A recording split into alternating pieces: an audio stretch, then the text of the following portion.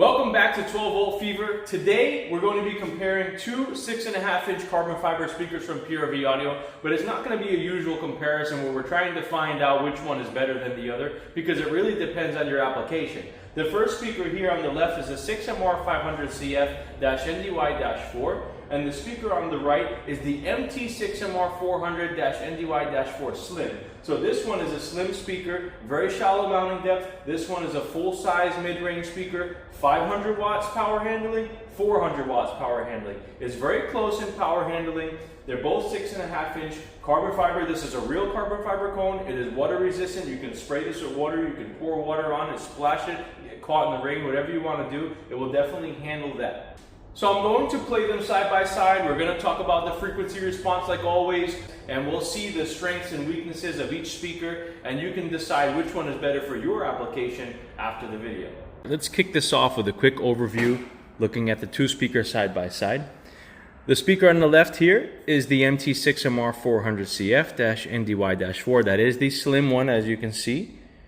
This one is rated at 400 watts power, 4 ohms.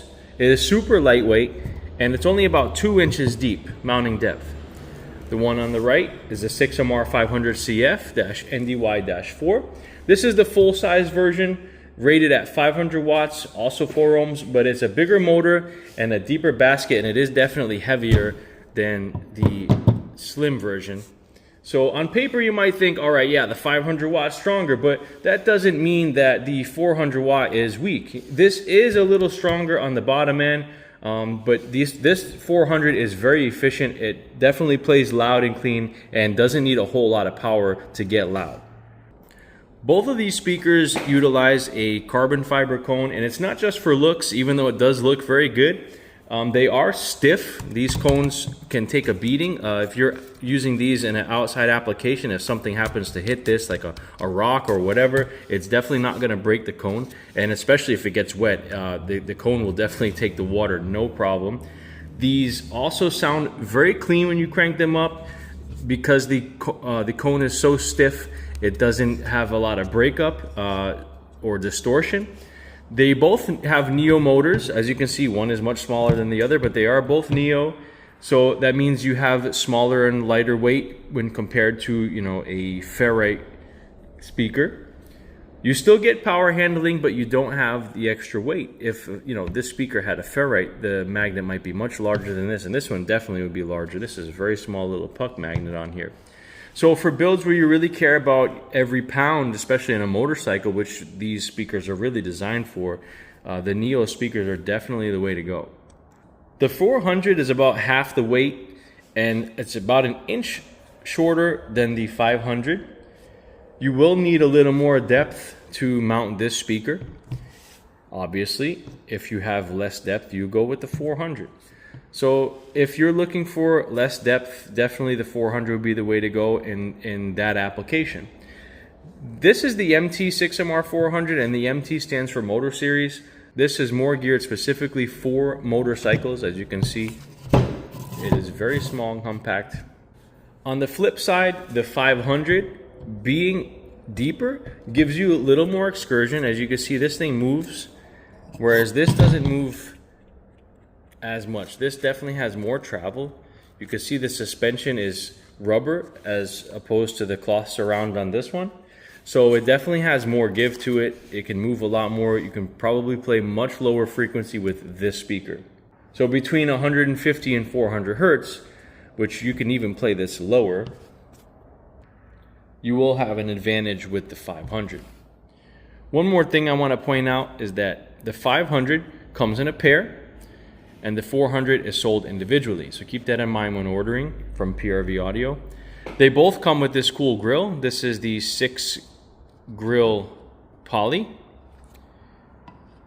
and it will fit on either speaker. And I believe it fits pretty much all the 6.5s that PRV has.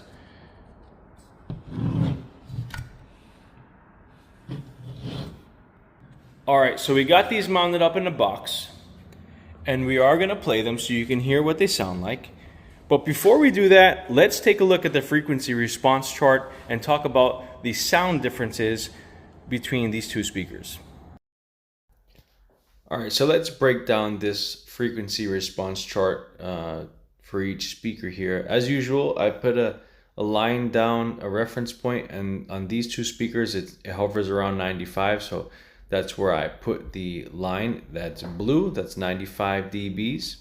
Usually I put at 100, but these speakers don't have such high sensitivity. So then if you look at the squares, I have a pink, green, and a red. The pink is the low frequency, the green is the mid-range, and the red is the high frequency. You can kind of see that the 400 has a little stronger on the lows on the chart, but the way the speaker is built doesn't tell me that it's going to play like that. So that's a little confusing there. In the mid-range, they're both pretty similar. There are some bumps here and there, with the 500 dipping down after 1,000, and then the 400 as well dipping way down after 1,000. And then you can see in the highs, even though the 500 it shows higher on the response, I don't believe it's going to perform very well there, because really what that comes out to, it's kind of shouty right there, and it's not exactly clean. I think that the 400 is going to sound a little cleaner on the highs, more usable sound on the highs coming from the 400. So let's go ahead and play these two speakers so we can hear what we're seeing on the chart. All right, so we got everything set up. I'm going to take a look at the DSP real quick and see what we have set for a crossover. I believe it's wide open, which we will just work with that. We're going to set the high pass filter to about 120 hertz. I think it's safe for both speakers, 120. We're not going to push crazy power to them. We're just going to get them moving. I do have them on a 3000 watt amp, but I think that should be good. We're going to put on BT18, and we have the low pass filter wide open. So let's get a feel for the white noise first. This is the 500. This is the 400. 500, 400. All right, so we're going to start with the 400, and I will point when I switch to the other speaker. You might even be able to hear the difference. So let's go ahead and get the song started, and I will also start it over. I'm going to hit it to about volume 20, 400.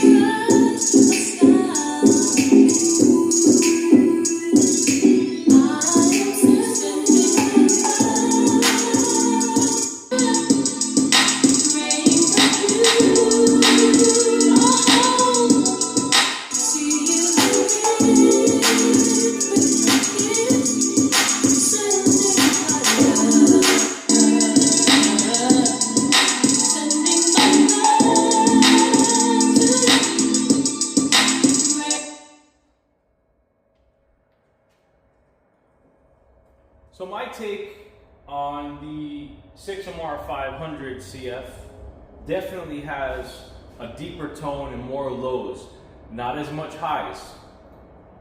The 6MR400 lacks on the lows, but it definitely sounds much clearer, and it definitely has a better high frequency response. So they both have their strong suits and they both have their weaknesses. I wouldn't say one's better than the other. If you need more of a punch, definitely go with the 500. If you're looking for more of a clean, efficient mid-range sound, definitely go with the 400. Or again, if space is an issue, you have to go with the 400. But if you're looking for which one, you could even mix the two depending on your application. If you have a motorcycle where you have upper and lower, you could possibly put the 500 in the lower where you may have more space in the pod, and then you can put the 400 up in the fairing where you get the bright highs up top, and then you get the lows down low from the 500. So they definitely both have good qualities. I don't see anything bad about either one of these speakers. They seem to be handling the power pretty well. The cones are both very well controlled, and the frequency is not that low. We're at 120. I know you can definitely go lower on this, down to like 90, 80 hertz, depending on the power you're putting on it. Now, if you're putting full power, you may not want to put it so low on the frequency. But I think they both perform pretty well. Let me know if you've used either one of these models. This model's been out for a few years. This one is fairly new. I personally have not used this one. I have used this one many, many times, but I have used this one in the 8-inch, and I was very impressed with it. I use it on slingshots, and I also use it in cars where you definitely don't have enough depth to be putting a full-size 8-inch speaker. Let me know what you guys think of these two speakers in the comments below.